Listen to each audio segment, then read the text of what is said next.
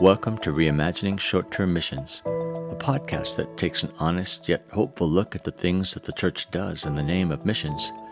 A podcast that seeks to inspire Christ followers to rethink the status quo of short-term missions and to forge a better way forward. We feature honest conversations with people from all over the world, those who go on mission trips and those who host them. And we don't shy away from tackling the hard and uncomfortable questions. Questions like, how can we learn about the history and culture of the people we go to serve? And even more importantly, how can we begin to build strong working relationships with our hosts before we go? How do we cultivate the humility among team members that helps us to work quietly alongside the people we visit, rather than assuming a role in the spotlight? Friends, there are better ways to love and serve the world, and it starts with courageous conversations. Welcome to Reimagining Short-Term Missions. Hey friends, Forrest Inslee here, co-editor with Angel Burns of the book Reimagining Short-Term Missions. Recently, Brandon Stiver and Phil Darke asked me to be a guest on their podcast called Think Global, Do Justice. Among other things, they wanted to ask me about the book, but we also talked about other interesting things like how we've been doing short-term missions at my home church, and even the story of how I came to adopt my daughter when I was a missionary. So, here's an abridged version of that conversation with Phil and Brandon on the Think Global, Do Justice podcast. Well, Forrest, it's so great to have you on Think Global. How you doing? It's good to be in here. Thanks so much. Waiting for snow on my end, actually. You know, where I'm at, we don't really get snow. Except one time in my town, a little fun fact, on one half of the town it snowed. On my half, it did not snow. So that's pretty much where we're at in the Northern California area. Can you just introduce yourself to our audience? Sure. Currently, I'm a part-time professor in international community development, live in the Seattle area. I also work for an organization called Circlewood, and for that organization, I focus on environmental education for churches and also do a podcast called Earthkeepers. Just in terms of how I got here, as a student in InterVarsity, really made a commitment to both community development and even missions, and so did lots of grad school and seminary prep for that, and eventually ended up in Istanbul, Turkey, living there for a while, doing theological education, working with street kids, and my primary job was helping to start a church with a group of new Christ followers there. Eventually came back to Seattle after a number of years there and started an MA program in community development in the area.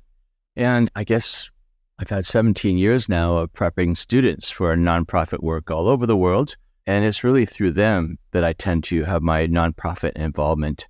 And it's really fun. I get to be in contact with folks doing cool work all over the world, like anti-trafficking, social enterprise. Why do you think it's important for Christians to not only think about their own family and community, which comes naturally when you're in your own backyard, but also consider the needs of people globally who we may never see, may never meet, ever? Yeah, I've actually thought about a version of that question recently, watching what's going on with Gaza, watching especially all the kids who are suffering because of that war. It's really made me ask, how long can we go on watching what's happening to people and guarding our hearts, walling off our hearts? If those were our own kids, we would be in despair. So I guess my answer that I'm coming to is I need to keep reminding myself that God loves all ethnic and nationalities just the same. Christ came into the world as an atoning sacrifice for all of us, and he taught us that we're to love our neighbors as ourselves. But I'm intrigued by the way you asked that question with that word families, because I think that for me has been a core issue in my life, is that whole journey to understanding what family really is. And I think one thing I've come to believe is that Jesus really redefines for us what family is. And in the New Testament especially, we see that family is no longer just about blood relation, but family is expanded and redefined on new terms and new commitments. In Turkey, blood is a really big deal. Blood connection is everything, and you're hugely, fiercely committed to your family, and much less so with people outside of that network. It was hard for Turks to understand the idea that God adopts us into the family of God, because adoption is not a done thing in Turkey. People just don't do it. And so you end up with a lot of street kids, for example.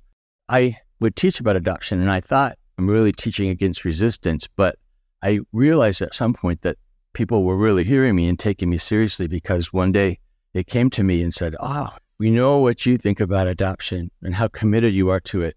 So we have a child for you that you're going to adopt. And we know this woman who needs to find a home for her child who's not yet born.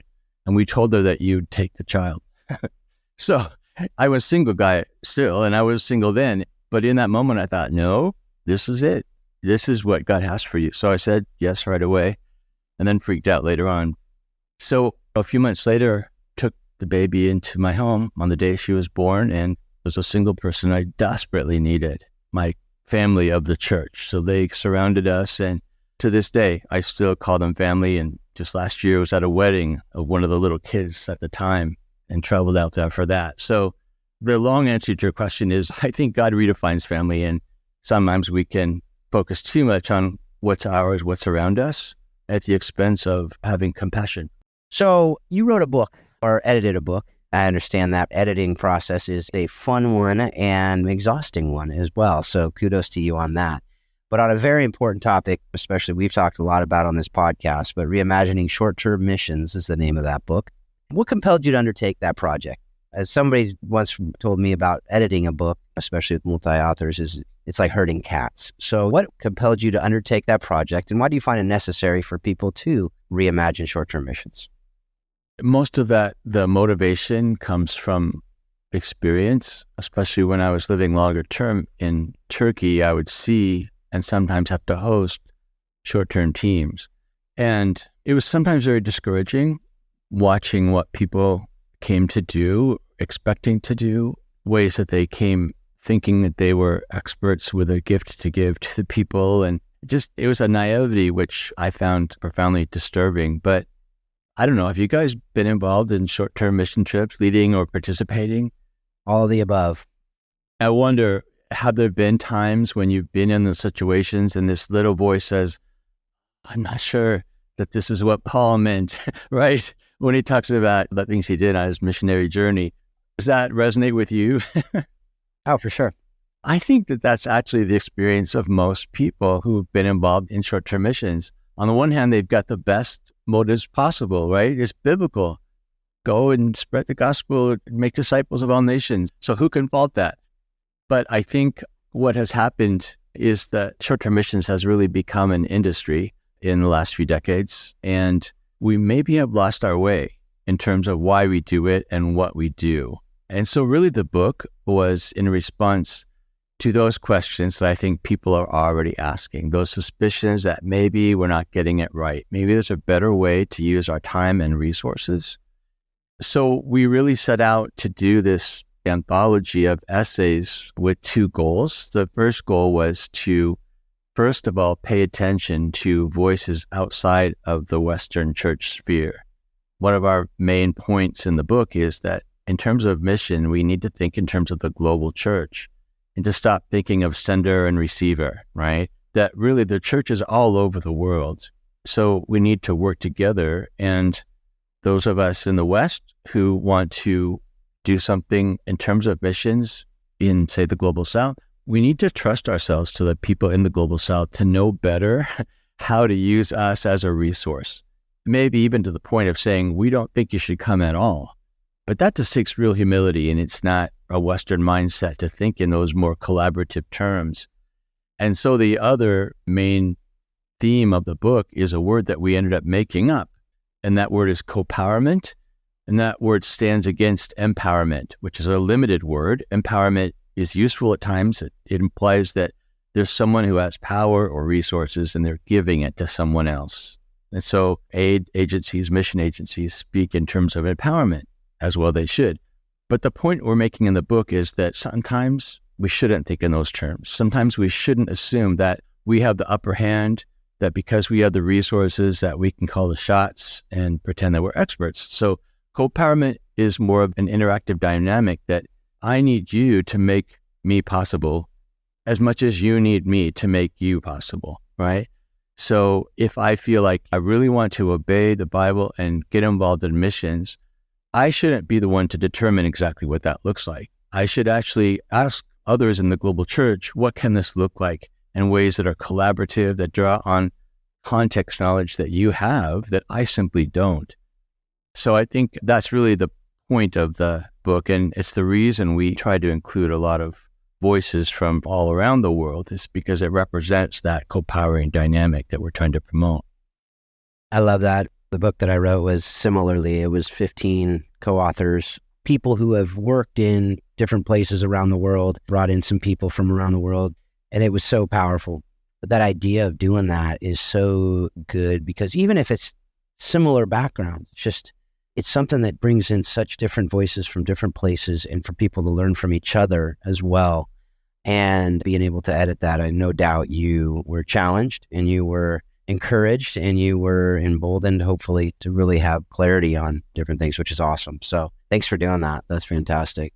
So we always like to have part of this conversation be, what's a promising practice? What is something good going on? What do you see that's encouraging you about what's going on with short-term missions currently? Well, I would say that, to your point about my being affected by the work I was editing, it really was encouraging to hear the stories of people who are in the quote-unquote mission field, who are doing things differently, finding ways forward that are more collaborative, are based more on mutual humility and mutual collaboration. So I think in the book, there are lots and lots of encouraging stories, but maybe the one I'm closest to, just to give you an example, is my own church here in Seattle, which is Bethany Community Church. We've historically built any missions involvement on partnership, long-term partnership. So for example, we have partnership with churches and nonprofits in Rwanda. And in those relationships, we as a church submit ourselves to their guidance in what our involvement looks like. And even if we're offering them resources, we're never offering resources on the condition of this is what you must do with this, right? But we ask the folks there, how can this make the biggest impact? How can this help us to be obedient to the Great Commission? And so I think that relationship has really shaped even short-term missions, because the people who go to Rwanda are really going more for reasons of education and learning and partnership, building those relationships. More recently, I think we've built enough trust as a church that the Rwandan folks have asked us to help them teach things that we might know, say certain kinds of leadership approaches, et cetera, or nonprofit management, what have you. And that kind of trust only comes over time, and it only comes in a relationship where you're acknowledging that both sides have something to offer. Both sides are equally valuable in the equation. I'm most excited by maybe what's happened most recently. In that same relationship, we've begun to practice reverse missions. So we have Rwandans coming to us and consulting with us. And for example, our church has a ministry to folks who are homeless or involved in the sex trade, et cetera. And we have asked the Rwandan folk to speak into our ministries, to evaluate them and give us feedback from outside of the Western perspective. And so we get wisdom that we just would not otherwise get. And I just think that I laud the humility of the leaders in our church to be that open, because that's risky, right? And it wars against the mentality that we're taught in the Western world that it's the expert who holds the power. And so we need to know what we're doing and we need to lead. But oftentimes that translates into hubris, obviously. Forrest, I would love, just as we wrap up our time, we have an audience that is passionate about God, passionate about setting things right in the world, seeing communities develop, progress, and so forth. Would love if you could just quickly give us your best piece of advice for someone that is pursuing God's heart of justice in the nations. What would be one thing that you would recommend that they do? Something practical, something they can jump into? Well, I love it that we're ending a conversation on themes of humility and listening and teachability, because I really think that that is the key. When you say justice, I would say that we as Western Christ followers need to, first of all, learn that justice can be defined both in terms of environmental justice and social justice, and that the two are really interconnected. So I would say, first of all, define justice for what it really could be, just more broadly and holistically. don't assume that you know what justice or injustice looks like. And I would say part of that is confessing to God at the outset that, like all human beings, we see the world through cultural biases. And we have to ask God to help us to see more clearly. And then in true humility, take the time to listen and to learn from those who live in the context of injustice, and let them and the Holy Spirit guide us in how to pursue justice. You've been listening to the Reimagining Short-Term Missions podcast. If you want to explore more diverse and challenging perspectives like this, check out Reimagining Short-Term Missions, which includes chapters written by our podcast guests and from many more STM innovators from around the world. Your podcast host is Forrest Inslee, co-editor of that book and a professor of global studies at Northwest University in Seattle. Angel Burns is the book's co-editor, and our podcast producer is Heath Hollinsby. Friends, what we need now is nothing short of a revolution in short-term missions. So please help us spread the word by sharing this podcast with others of like heart and mind. This is the time for reimagining short-term missions.